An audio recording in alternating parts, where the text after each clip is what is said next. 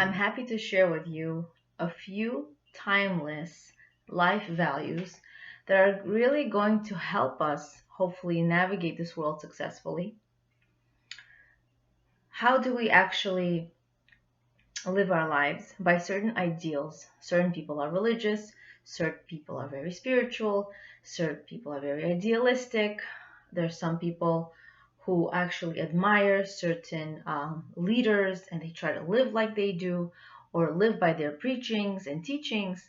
And we all live a certain way where we're influenced by someone. Sometimes it's influenced by our parents, by our traditions, by our culture, by our beliefs, or by our religion.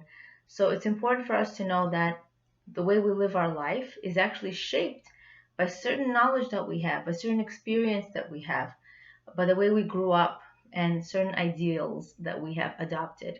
I want to share with you 4 timeless life ideals that are truly, truly powerful and impactful and will help us live life successfully, the way the Torah wants us to live, and hopefully be able to live a meaningful, productive life. Okay, the first one is this world is simply a means to an end. This world is simply a means to an end. And what does that mean? We don't live in this world in order to enjoy just this world. In other words, we live for the next world. We live in this lifetime on earth in order to gain mitzvot, in order to get a position in the world to come where we'll be close to Hashem, where we will have a shining light and really benefit from HaKadosh Baruch Hu's Hashem's light and be close to Him. Now, we may not understand what that means, but the truth is we're not here to understand it. We're here to accept it and know that this is the truth. This is the way the world runs. This world is simply a means to an end. Okay, so this is not it. This is not the end. You know, some people say, oh, it's my life. I can do whatever I want. I'm only here once.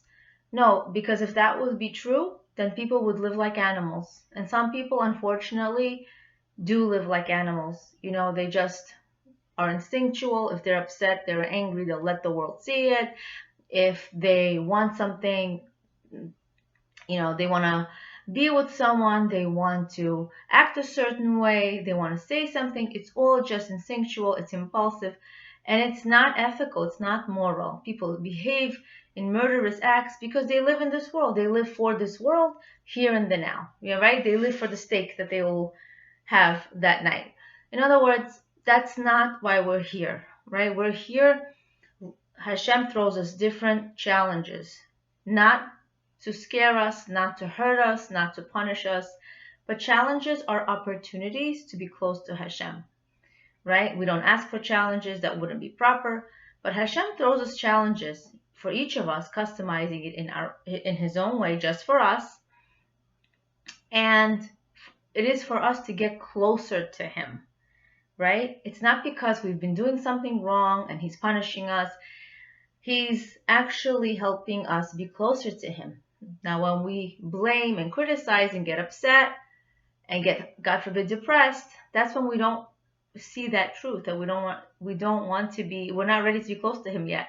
We're just not, we don't have that clarity that Hashem is really doing it to us to be closer to Him. So when we say to ourselves, this world is simply a means to an end, in other words, we're not here to simply just enjoy this world and that's it, and we're gone.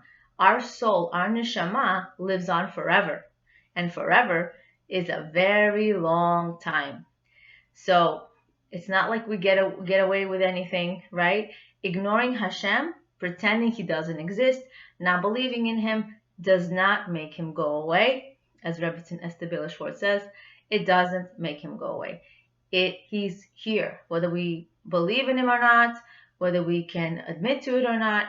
So we don't live for this world, we live for the next world, and we will reap the benefits of it in the next world of all our chesed, all our kindness, all our mitzvot, and all our efforts to be close to Hashem.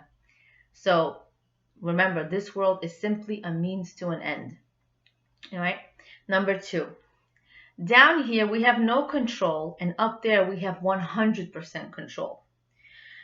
whatever happens to us in our lifetime, we have no control over. We have no control who we marry. Essentially, we pick and choose, but sometimes, we seem like we made a mistake, or um, in the end, the outcome is really not in our control. Hashem wants us to marry a certain person. Hashem wants us to have this many kids. The type of kids, the family we marry into, the type of job we have, where the job is located, whether we reap satisfaction from the job that we have, our employer, everything. Our parents are not in our control. The type of parents we have, the type of siblings we have, the type of relatives we have, right?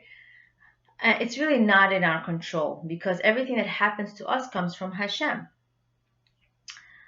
The way we react, our choices that we make towards life is 100% our control. But we have to know, down here we have no control over what happens to us, but we have 100% over what happens to us in the next world.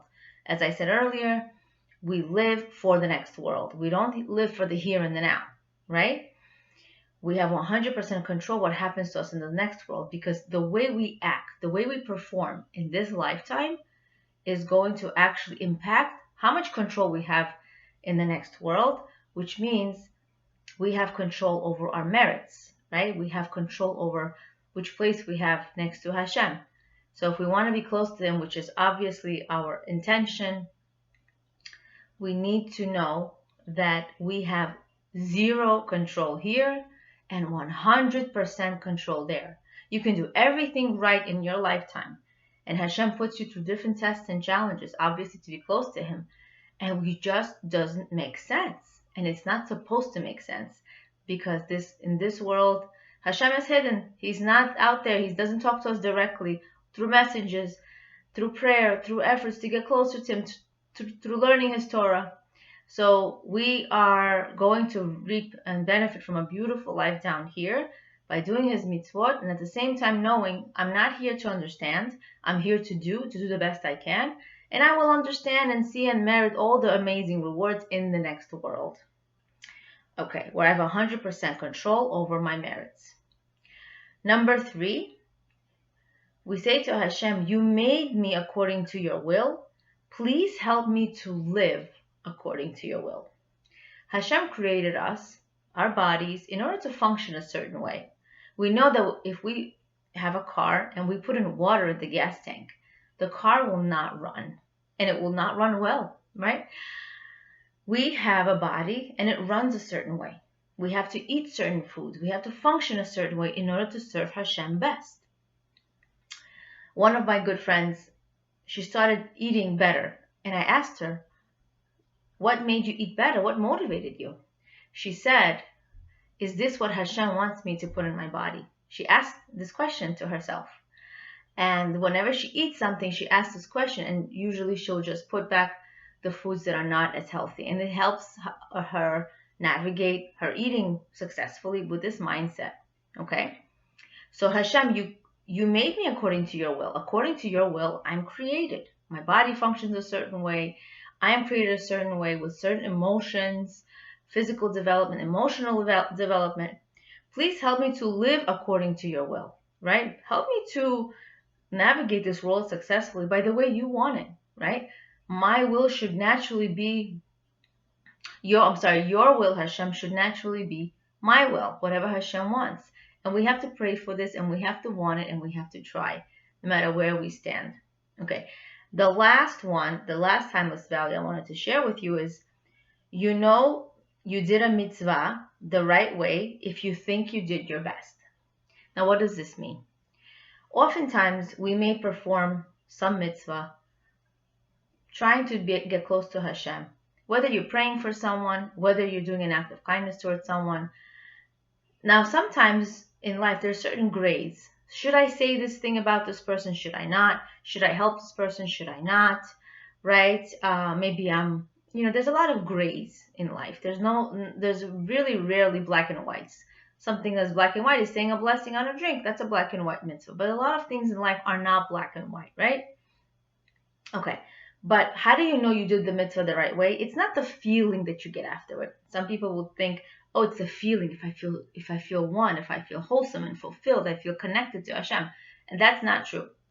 because you can pray, and as long as you're saying the words, you're accomplishing worlds of a difference. You're actually changing the whole world by praying, even if it's not praying with kavana, which is true intention and concentration. You did the mitzvah the right way if you think you did your best. If at this time you did your best, depending on your circumstances and your efforts and your reality, if you think you did your best, then you did your best. And I hope these timeless values were so helpful to you. Number one, this world is simply a means to an end. Number two, down here we have no control, and up there we have 100% control. Number three, you made me according to your will. Please help me to live according to your will. And number four, you did a mitzvah the right way if you think you did your best. These are all insights from Rebbetzin Esther Bela Schwartz, and I hope they were very helpful to you. And you can hopefully read them over and over again. Affirm yourself with these affirmations and sayings in order to live life successfully. Leah Abramov, being and becoming, awakening awareness of your greatness and potential.